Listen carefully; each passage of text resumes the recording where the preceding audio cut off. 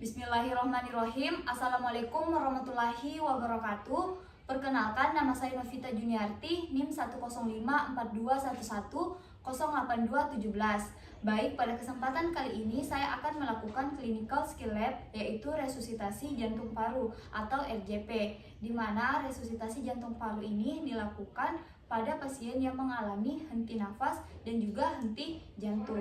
Baik, di sini saya akan melakukan langkah-langkah resusitasi jantung paru. Apabila di sini terdapat pasien yang tergeletak, maka hal yang pertama harus kita lakukan yaitu memindahkan pasien atau korban ke tempat yang lebih aman. Setelah itu kita melakukan cek kesadaran dengan metode AFPU. Jadi A adalah alert, apakah pasiennya sadar atau tidak. Kemudian F atau verbal, yaitu kita dapat memberi rangsangan suara kepada pasien dengan memanggil pasien atau dapat dengan menepuk dari pundak pasien kanan dan kiri. Bapak, bapak, pak, pak, bapak, bapak. Apabila pasien tidak sadar, maka kita lanjut ke metode P atau PAIN, yaitu memberikan rangsangan nyeri kepada pasien. Rangsangan nyeri dapat diberikan di supraorbita atau dapat dilakukan pencubitan atau penekanan di sternum, atau dapat diberikan penekanan pada jari-jari atau kuku.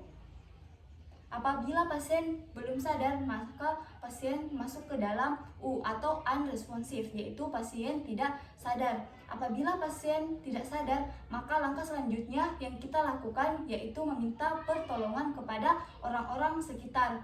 Tolong, Bapak, Ibu, tolong Pak, Bu, di sini ada pasien yang tidak sadar, tolong Pak, tolong Bu. Selanjutnya, setelah kita meminta pertolongan tanpa meninggalkan pasien, langkah selanjutnya yang kita lakukan yaitu cek sirkulasi dari pasien, yaitu kita cek nadi, yaitu arteri karotis tidak kurang dari 10 detik. Apabila nadi dari pasien ini tidak teraba, maka kita lakukan adalah resusitasi jantung paru. Untuk melakukan resusitasi jantung paru, yang pertama kita identifikasi prosesus ossipoideus, kemudian kita meletakkan 2 jari di atas prosesus ossipoideus. Kemudian kita meletakkan satu tangan di titik penekanan dan satu tangan lainnya berada di atas tangan pertama. Seperti ini, dijadikan sebagai tumpuan.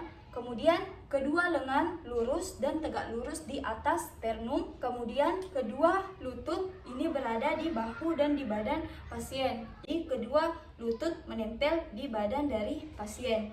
Selanjutnya kita lakukan penekanan sedalam 5-6 cm. Kita lakukan penekanan dengan kuat dan cepat. Kemudian lakukan penekanan secara ritme dan teratur, kurang lebih 100-120 kali per menit. Kita melakukan kompresi yaitu 30:2 dan lakukan penekanan secara recoil.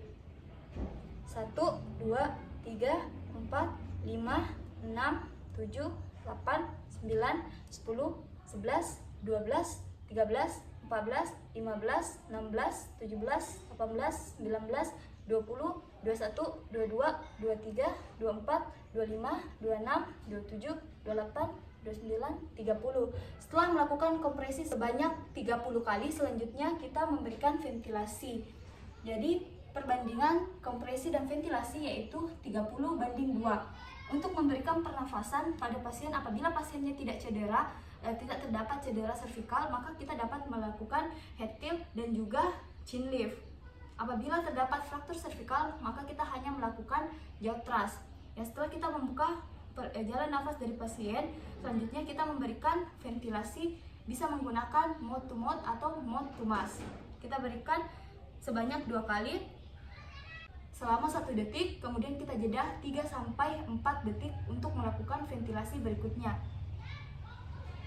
Setelah memberikan ventilasi, kemudian kita melakukan kembali kompresi resusitasi jantung paru dengan 5 siklus. Setelah dilakukan 5 siklus, selanjutnya kita melakukan evaluasi kurang lebih selama 2 menit. Kemudian kita evaluasi kembali, yaitu nadi dari pasien, apakah pasiennya sudah sadar atau belum, apakah nadinya sudah teraba atau tidak.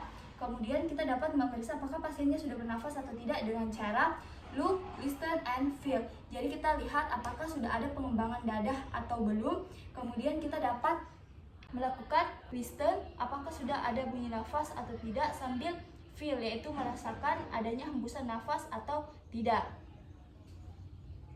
Nah, apabila pasien masih belum bernafas dan nadinya belum teraba, maka kita lakukan kembali resusitasi jantung paru sampai penolong dan bantuan definitif datang. Kita lakukan RJP selama 5 siklus kembali. Nah, setelah pasiennya sadar, maka kita lakukan adalah posisi recovery. Untuk recovery position dilakukan yaitu dengan cara memfleksikan satu tangan, kemudian diletakkan di bahu yang sebelahnya. Setelah itu tangan yang satunya diangkat ke atas dan kakinya juga difleksikan. Setelah itu kita balikkan pasien untuk posisi recovery. Itulah clinical skill lab mengenai resusitasi jantung paru. Sekian dari saya. Billahi fisabilillah, fastabiqul khairat. Wassalamualaikum warahmatullahi wabarakatuh.